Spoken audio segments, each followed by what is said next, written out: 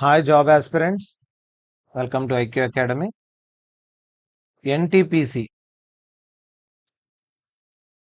Graduate level పోస్టుల వివరాలు ఈ వీడియోలో తెలుసుకోబోతున్నాం. ఎన్టీపీసీకి సంబంధించి railway recruitment board graduate level పోస్టుల నోటిఫికేషన్ రిలీజ్ చేసింది.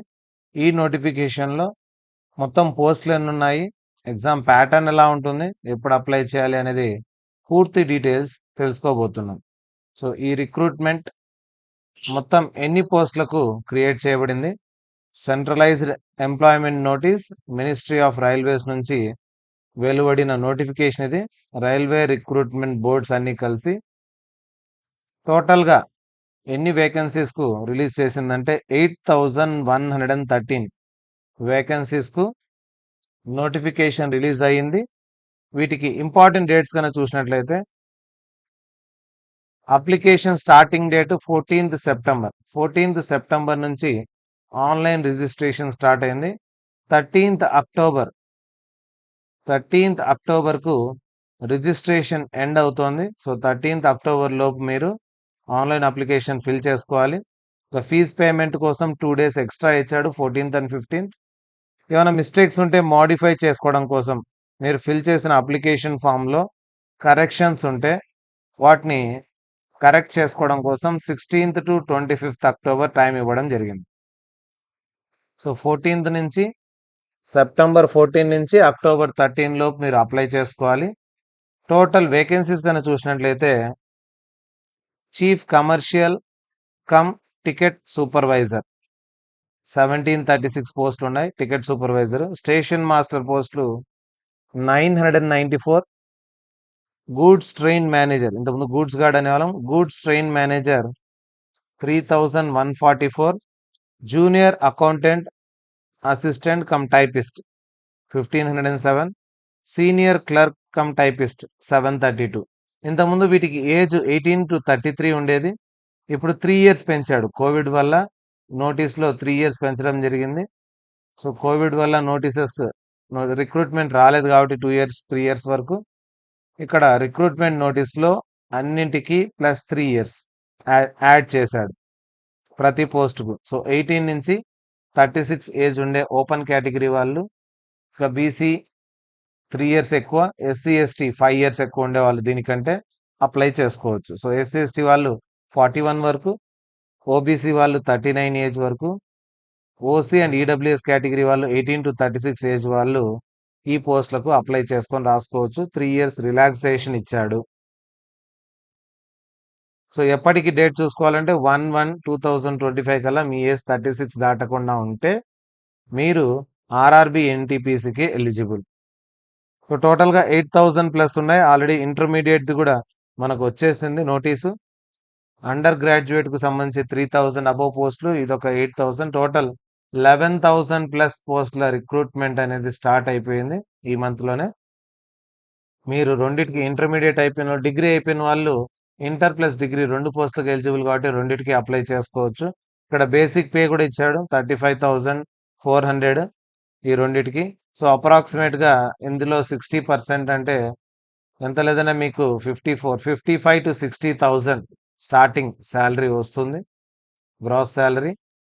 అండ్ మిగతా పోస్టులకు చూసుకున్నట్లయితే దానికంటే ఒక 5 to 10,000 తక్కువ, 45 to 50,000 శాలరీ వచ్చే అవకాశం ఉంది. కాబట్టి మంచి శాలరీ ఉండే నాన్ టెక్నికల్ పాపులర్ కేటగిరీ పోస్టులు ఇవి.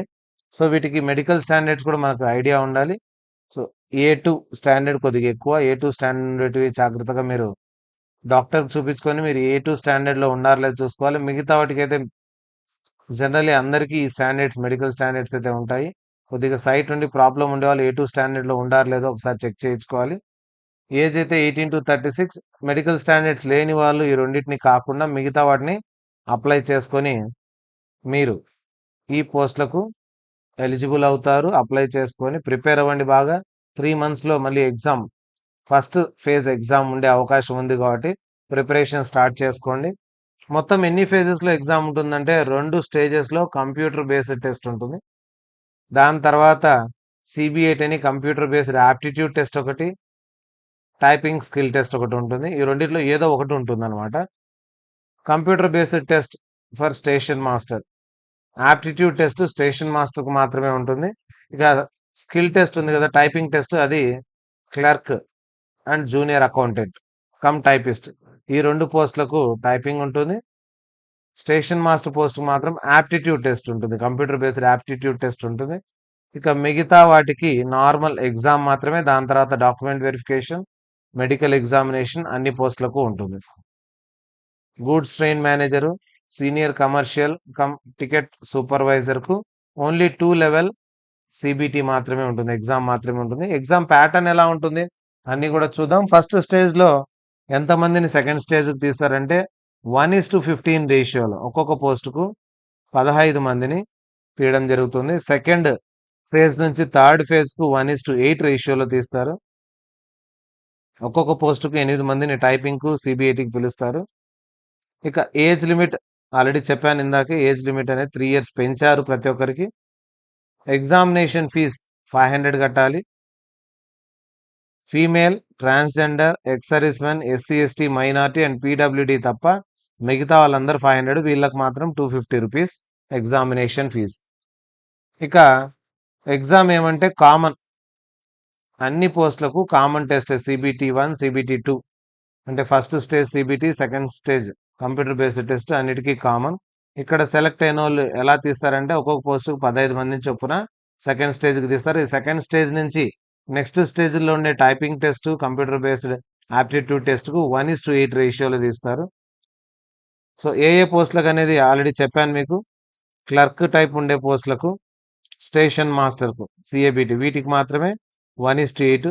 మిగతా వాటికి ఎంతమంది అవసరమో అన్ని మాత్రమే. వెరిఫికేషన్ మాత్రం 1:2 కానీ 1:3 కానీ సర్టిఫికేట్ వెరిఫికేషన్ పిలవచ్చు.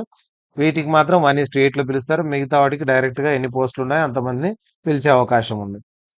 ఇక ఫస్ట్ స్టేజ్ సిబిటి ఎలా ఉంటుంది, సిలబస్ ఏమి అనేది గమనించినట్లయితే 90 మినిట్స్ ఎగ్జామ్, ఇది 100 క్వశ్చన్స్ ఉంటాయి.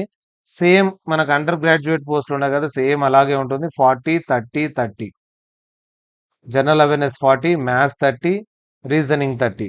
సో టోటల్గా 100 మార్క్స్కు టెస్ట్ ఉంటుంది. ఒక్కొక్క మిస్టేక్ 1/3 మార్క్ తీసేస్తాడు. ఎవరైనా పీడబ్ల్యూడి ఉంటే, వాళ్ళకి స్క్రైబ్ ఉంటే వాళ్ళకి 30 మినిట్స్ ఎక్స్ట్రా ఉంటుంది టైము.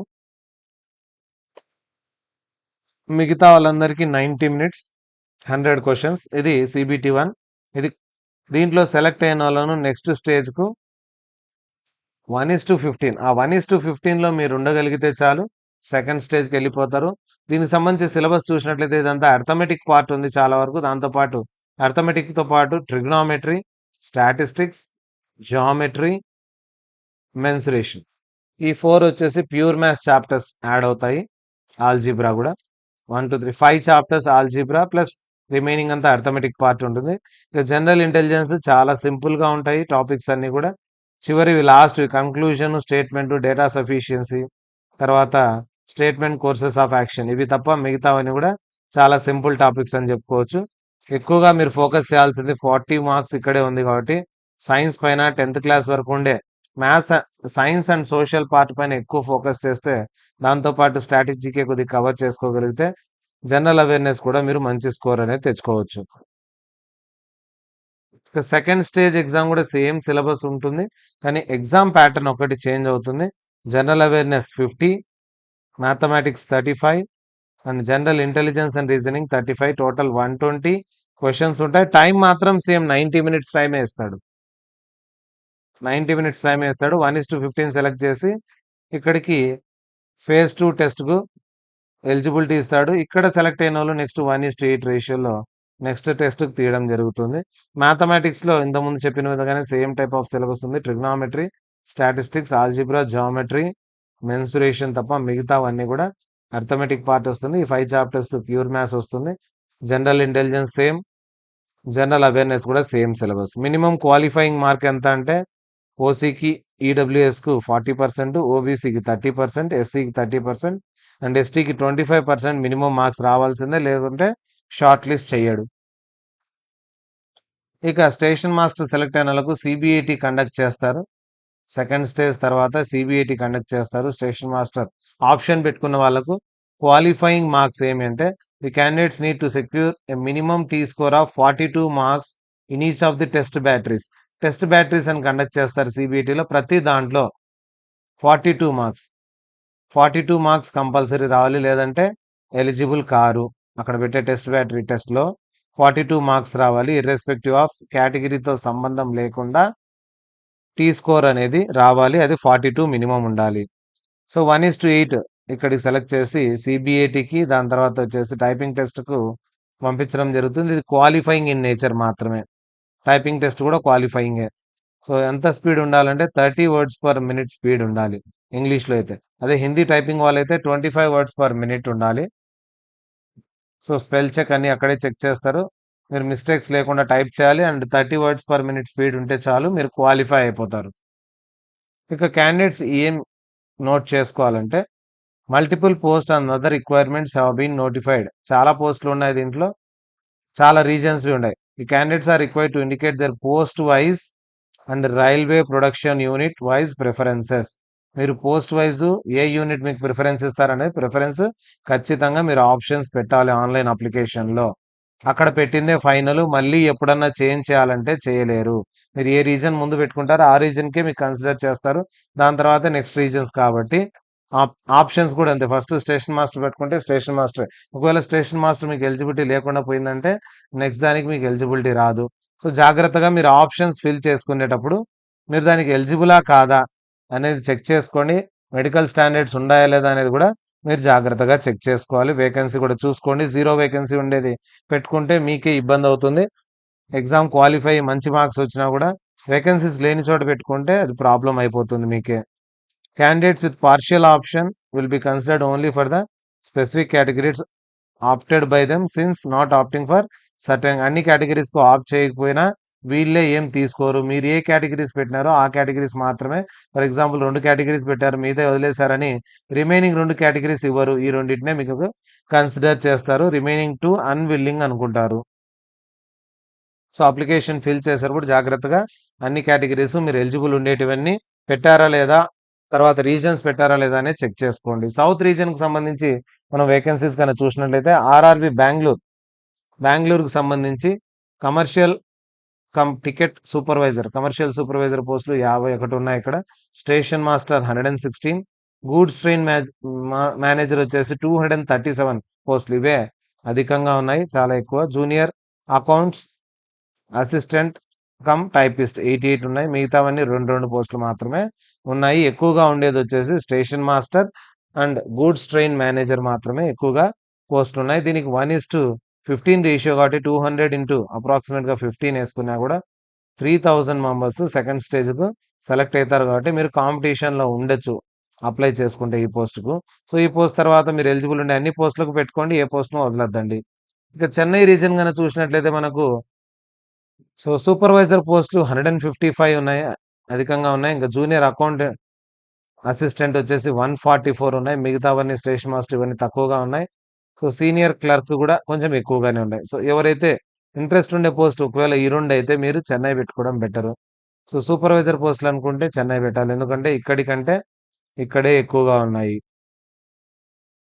నెక్స్ట్ సికింద్రాబాద్ రీజన్ చూద్దాం. సికింద్రాబాద్ రీజన్లో గూడ్స్ ట్రైన్ మేనేజర్ అత్యధికంగా 279 పోస్టులు ఉన్నాయి. ఇక junior accounts assistant cum typist వచ్చేసి 141, రిమైనింగ్ అన్ని టెన్స్లోనే ఉన్నాయి. సో ఈ 2 పోస్టులు అయితే ఎక్కువగా ఉన్నాయి. Goods train manager, junior accounts assistant cum typist అనేవి ఎక్కువ పోస్టులు ఉన్నాయి. టోటల్గా 478 పోస్టులు ఉన్నాయి సికింద్రాబాద్ రీజన్లో. సో రీజన్ సెలెక్ట్ చేసుకోవడం అనేది మీ ప్రిఫరెన్స్, మీ ఇష్టము. మీకు దగ్గరగా ఉందా లేదా, ఎక్కడ మీరు పోస్టింగ్ వస్తే చేయగలరు అనేది మైండ్లో పెట్టుకొని అప్లై చేసుకోండి. ఇంకా కేరళ రీజన్కి వస్తే తిరువనంతపురం సీనియర్ క్లర్క్ ఇవి 6 ఉన్నాయి. గూడ్స్ ట్రైన్ మేనేజర్ 52 ఉన్నాయి. స్టేషన్ మాస్టర్ 65, అన్ని 50 అబోవ్ ఉన్నాయి. ఓవరాల్గా 174 ఉన్నాయి. టోటల్ వేకెన్సీస్ కనుక చూసినట్లయితే 8113. ఇవి టెంటేటివ్ మాత్రమే, మళ్ళీ యాడ్ అయ్యే అవకాశాలు ఉన్నాయి. సో ఈ టోటల్ రిక్రూట్మెంట్ అంతా కూడా మొత్తం 8113 పోస్టులకు జరుగుతోంది. కాబట్టి ఇది మంచి ఆపర్చునిటీ అనుకోవాలి. ఇంకా 3 monthsలో మీకు స్టేజ్ 1 ఎగ్జామ్ ఉండే అవకాశం ఉంది. కాబట్టి ఇప్పటి నుంచే ప్రిపరేషన్ స్టార్ట్ చేయండి. ఆ ప్రిపరేషన్ కూడా వేరే ఎగ్జామ్స్ లాగా ఎక్కువ సిలబస్ ఏం లేదు. మీకు 3 సబ్జెక్ట్స్ మాత్రమే మెయిన్. కాబట్టి రీజనింగ్ ఒకటి, మ్యాథమెటిక్స్, అండ్ జనరల్ అవేర్నెస్. ఇందులో ఇంగ్లీష్ అనేది ఎక్కడ రాదు మనకు రైల్వే ప్రిపరేషన్‌లో. అది కూడా ఒక అందుకు బెటర్ అనుకోవాలి. ఇంగ్లీష్‌లో కొంచెం వీక్ ఉండే వాళ్ళకు ఇది చాలా ఉపయోగపడుతుంది. ఈ 3 సెక్షన్స్‌లో ఫస్ట్ 2 ఈజీగా ప్రిపేర్ అయిపోవచ్చు. Limited syllabus. జనరల్ అవేర్నెస్ ఒక్కటే కొద్దిగా ఎక్కువ ఫోకస్ చేయగలిగితే మీరు ఖచ్చితంగా రైల్వే ఎన్టీపీసీ జాబ్స్‌ను క్రాక్ చేయొచ్చు. బాగా ప్రిపేర్ అవ్వండి. మరిన్ని అప్డేట్స్ మీకు ఐక్యూ అకాడమీ ఛానల్‌లో ఇస్తూ ఉంటాము.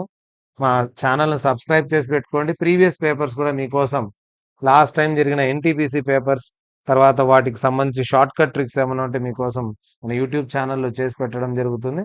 Subscribe our channel.